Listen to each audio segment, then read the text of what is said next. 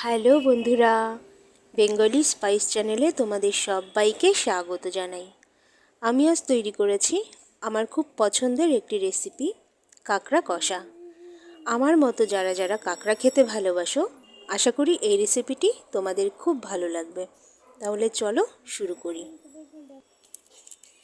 এখানে কাঁকড়ার যে মেইন মুখটা, যেটা দিয়ে কামড়ে দেয়, সেটা ভেঙে নেওয়া হচ্ছে।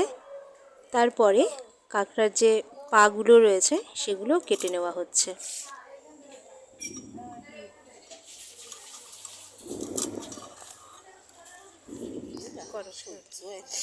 এবার কাঁকড়াটা পেছনের খোলাটা ছাড়িয়ে নেওয়া হচ্ছে। তারপরে ভেতরে যেসব ময়লাগুলো রয়েছে সেগুলো খুব ভালো করে পরিষ্কার করে নিচ্ছি। কাঁকড়ার ভেতরের এই সমস্ত জিনিসগুলো খুব ভালো করে পরিষ্কার করে নেওয়া দরকার, না হলে কিন্তু কাঁকড়া খেলে পেটে ব্যথা হতে পারে। তো দেখো আর একবার।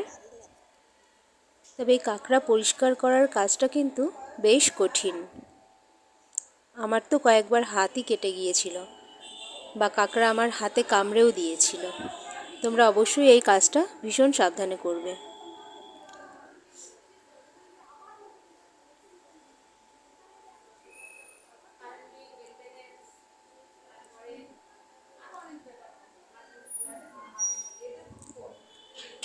কাঁকড়াগুলো খুব বড়ও নয়, আবার খুব ছোটও নয়, মাঝের এই আকৃতির কাঁকড়া এগুলো। কাঁকড়াগুলো কাটা হয়ে গেছে।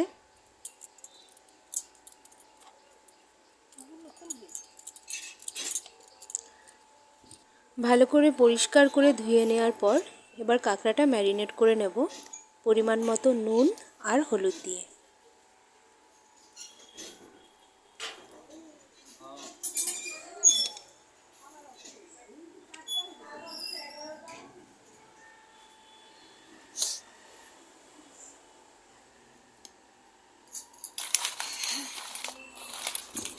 এভাবে নুন হলুদ দিয়ে মাখিয়ে কাঁকড়াটা বেশ কিছুক্ষণ আমি রেখে দেব।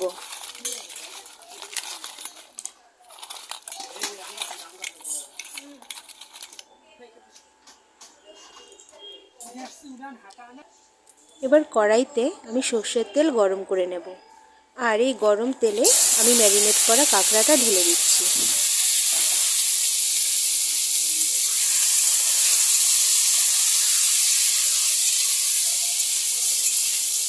কাঁকড়াটা সুন্দর করে ভেজে নেব, যাতে অর্ধেকটা সেদ্ধ হয়ে যায়।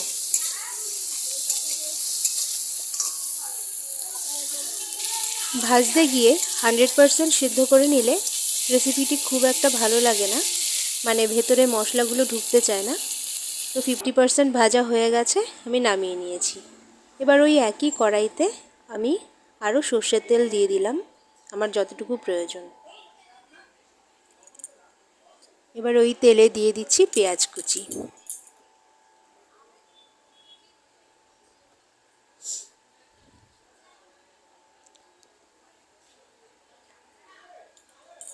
পেঁয়াজ কুচিটা বেশ ভালোভাবেই ভেজে নেব।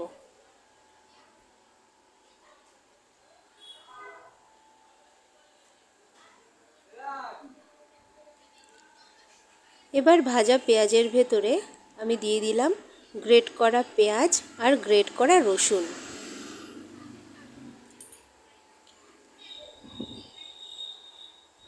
পেঁয়াজ আর রসুনের কাঁচা গন্ধটা যতক্ষণ না চলে যাবে ততক্ষণ পর্যন্ত আমরা এটাকে ভাজবো। এবার দিয়ে দিচ্ছি আদা আর লঙ্কা বাটা।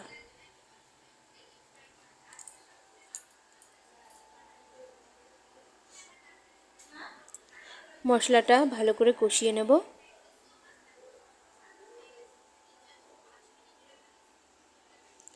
সব বাটা মশলা দেওয়া শেষ, এবার সব গুঁড়ো মশলা দেওয়ার পালা। দিয়ে দিচ্ছি পরিমাণ মতো নুন, পরিমাণ মতো হলুদ। এবার এটাকে একটু মিশিয়ে নেব।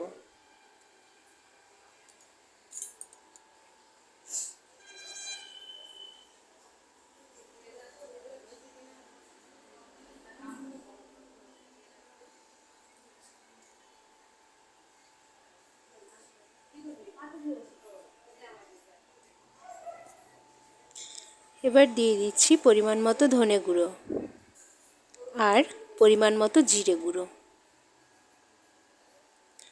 আর দিচ্ছি সামান্য কাশ্মীরি লঙ্কা গুঁড়ো। সব মশলা ভালো করে মিশিয়ে নিচ্ছি।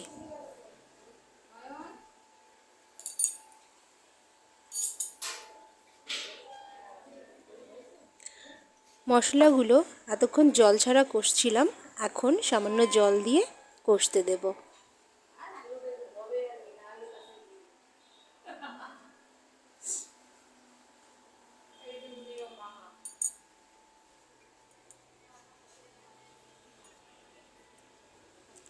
এবার এতে দিয়ে দিচ্ছি সামান্য পরিমাণে চিনি, একদম সামান্য।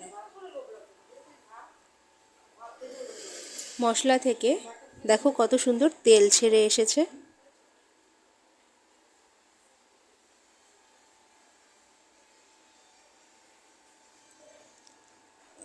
মশলা থেকে তেল ছাড়ার পর এতে অ্যাড করে দেব ভেজে রাখা কাঁকড়াগুলো।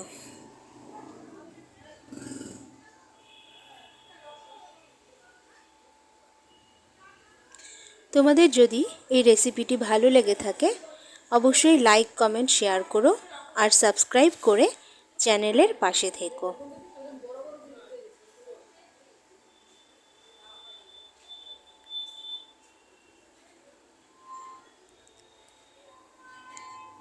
এবার আমি এর ভেতরে দিয়ে দেব সামান্য পরিমাণে জল। এটা কিন্তু ঝোল হবে না, পুরো কষা হবে, মানে মশলাটা কাঁকড়ার গায়ে লেগে থাকবে, সেরকম অবস্থায় আমি এটা নামিয়ে নেব। কাঁকড়া রান্না পুরো কমপ্লিট হয়ে গেছে। এবার আমি গরম মশলা ছড়িয়ে নামিয়ে নেব।